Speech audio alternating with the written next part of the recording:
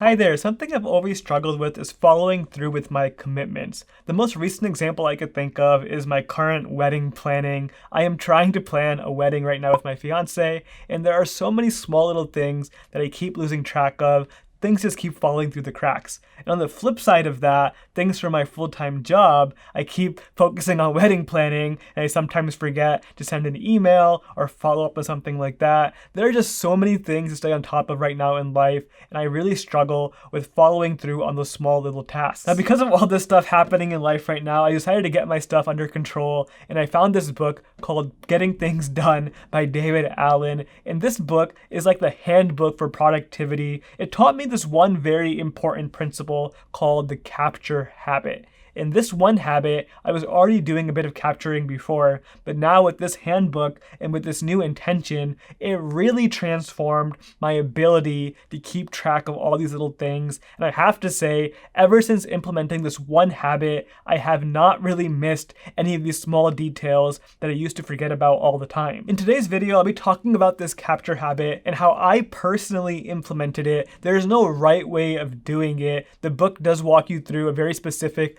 step-by-step guide, but there are so many ways you can do it for your own life. I want to share how I've done it and how I've stuck with it now for a few months and how I don't think it's going anywhere in the near future. So first things first, what is this capture habit? Now in the book, David Allen describes it very, very simply. It's just the act of writing things down. Whenever something's on your mind, any open loop, you want to capture it into a system. And in practice, that sounds really simple, but actually having a system to back it up is where it gets really tricky. And what the book actually recommends you do is you go around your house, open up every single drawer and closet and cabinet, and just look at all the little things that you have and write down any little thing that might be grabbing your attention. Those little things that you may have thought about doing at some point, but have never done yet. Just go through everything in your life and make a list, basically a giant brain dump of every little open loop that you have in your life. Now, personally speaking, I did not do this. I am not walking around my entire house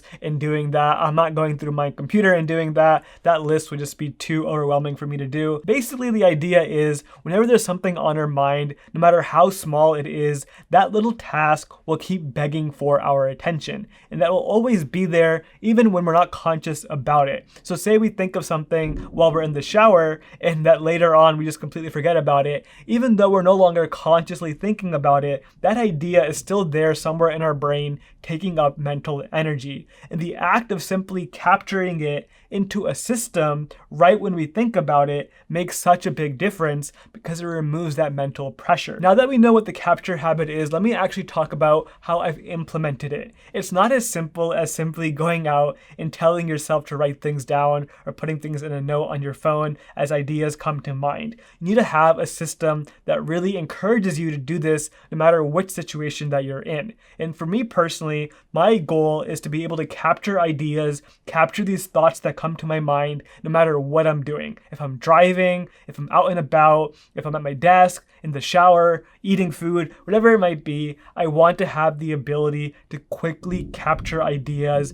into a system and knowing I can trust myself to review that system later on when I have time to do so. The way I accomplish this is by having several different inboxes in my life. Now, you don't want to have too many inboxes. The goal is to have a balancing act over here of just enough inboxes to cover every single situation that you might be in, but not too many to create a crazy complex system. You want to keep it as simple as possible. Let me talk about the inboxes that I personally use. The first obvious inbox is my email inbox. Now, I used to use this as my to-do list. I would get a new email, I would leave it in the unread status until I accomplish the task. However, my email is not really a to-do app. So what I do now is I process every email I get. If it's a task that requires me to do something, I'll put it in my to-do list app. If it's just something to reference, I'll put it in Evernote. If it's something just to read, I'll just read it and mark it as read and move on. So just having a clear system for my email. Your inbox is not meant to be a to-do list.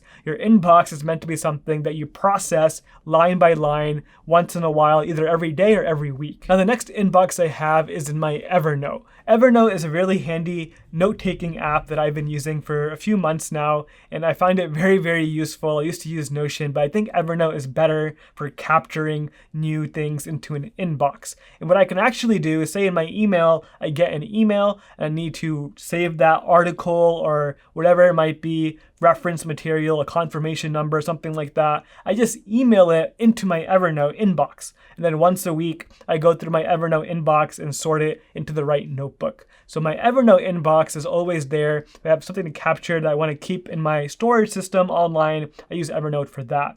So that's 2 inboxes. My third inbox is in my Things to-do list app. It doesn't matter which app you use to track your to-dos, but I personally use Things. It's a great app for iOS, and that also has an inbox built in. So whenever a new task comes to mind, say I'm reviewing an email or looking at something online and it reminds me of something I have to do later on, I'll just put it in my Things inbox, and every single night I go through that inbox and process it. So the theme here is having different inboxes where you can quickly chuck different pieces of information into and you can sort it out later on. Now those 3 inboxes are the most common ones that I use simply because it's at my desk, on my computer, on my phone. As long as I have a device on me, I can use my Evernote, my Things, or my email. However, there are several times in the day or during the week where I don't have that available to me. I can't be texting myself or emailing myself while I'm driving or in the shower, for example. And the way I accomplish this is by having a few untraditional inboxes. And the most important one that really covers most of my bases is an app called Drafts. Now, Drafts is a simple note app on my phone. It also has a computer version of the app and an iPad app.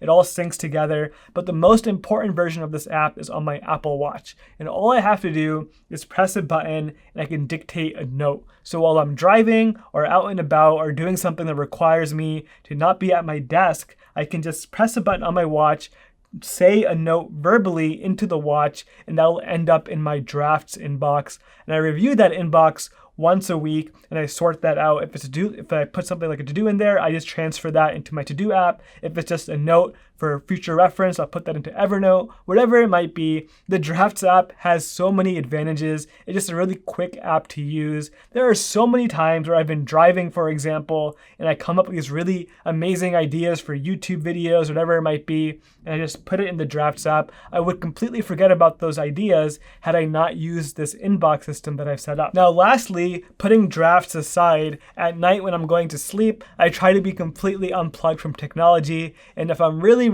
unplugged, I don't have any other way of capturing some idea that comes to mind, what I do then is I use a sticky note. And I have a bunch of Post-its all over the house, mostly by my desk and by my bed, and I just simply write things down when ideas come to mind, and that is something I review once a week as well. So between all those different apps and tools, I have all my inboxes for covering no matter what situation I'm in. Now, having all these different inboxes is very important, very helpful, but we don't actually go back and review them and empty out the inboxes on a regular cadence. It makes no sense to have in the first place. The way I do it is I try keeping it very simple. My to-do list app in Things, I go through that inbox every night. What I'm finding is I have so many things happening in life right now. There's so many urgent things that come up that I need to do the next day, for example. I have to go through this every single night and organize my to-do list for the next day. If I don't do this, if I wait too long,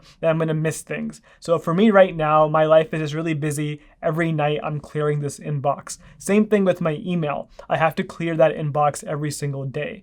However, I do imagine a time in the future when my life is not so busy where I can do this on a weekly basis. I can just go through all my inboxes once a week. But right now, my email and my task manager, I have to go through every single night and clear that out. But my other inboxes like Drafts, my sticky notes, my Evernote inbox, those things aren't as actionable. Those things aren't as important. I can check those things on a once a week basis and organize things then. But the key is at least once a week, if not daily, going through the inboxes and clearing them out, making sure every little thing that you put in them has a home outside of the inbox. In the future, I'm planning to make a very comprehensive review of my task manager. That is the linchpin of my entire system. But I do have a review video from last year walking through my system before I made some changes. Link for that on the screen right now. Thank you so much for watching. I'll see you next time.